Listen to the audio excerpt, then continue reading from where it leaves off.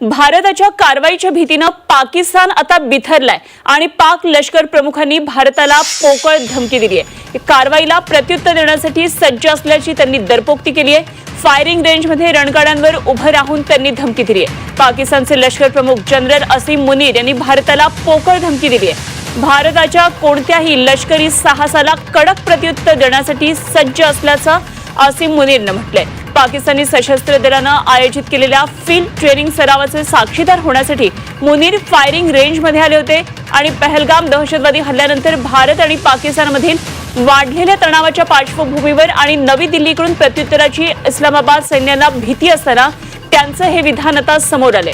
भारताच्या कारवाईच्या शक्यतेमुळे पुढचे 36 तास हे महत्त्वाचे असतील असं पाकिस्ताननं बुधवारी म्हटलं होतं। तर अमेरिकेच्या परराष्ट्र मंत्र्यांनी दोन्ही देशांच्या नेत्यांना संयम बाळगण्याचे आणि तणाव कमी करण्याचं आवाहन केलेलं आहे।